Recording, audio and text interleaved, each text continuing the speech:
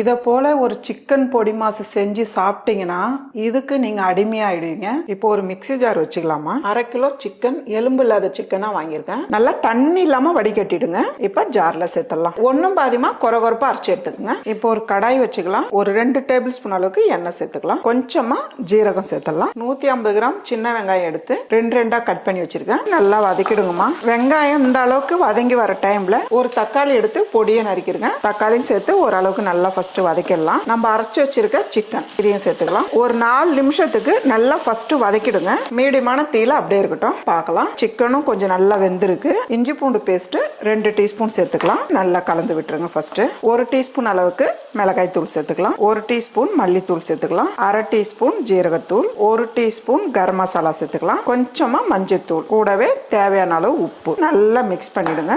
இந்த அளவுக்கு நல்லா கலந்துட்டு இந்த அளவுக்கு தண்ணி எடுத்து இப்படி தெளிச்சு விட்டுருங்க. ஒரு 3ல இருந்து 4 நிமிஷத்துக்கு அப்படியே மூடி வைக்கலாம். பார்க்கலாம். இந்த அளவுக்கு நல்லா கலந்து விட்டுட்டு சிக்கன் இப்படி சுத்தி தள்ளி விட்டுருங்க. 4 முட்டை எடுத்துருங்க. அது மேலவே லைட்டா உப்பு சேர்த்துருங்க. 1/2 டீஸ்பூன் அளவுக்கு பெப்பர். கொஞ்ச நேரம் மூடி வச்சிருந்து அதுக்கப்புறம் கிளறி விடலாம். இப்போ அப்படியே திருப்பி விடுங்க. இந்த அளவுக்கு வெந்தா போதும். கட் பண்ணிட்டு நல்லா கலந்து விட்டுருங்க. இப்போ 1/2 டீஸ்பூன் பெப்பர் சேர்த்துக்கலாம். 2 பச்சை மிளகாய் 2 கட் பண்ணி வச்சிருக்கேன். பொடியை நறுக்குன கருவேப்பிலை நல்லா கலந்து விட்டுருங்க. அவ்வளவுதான்மா.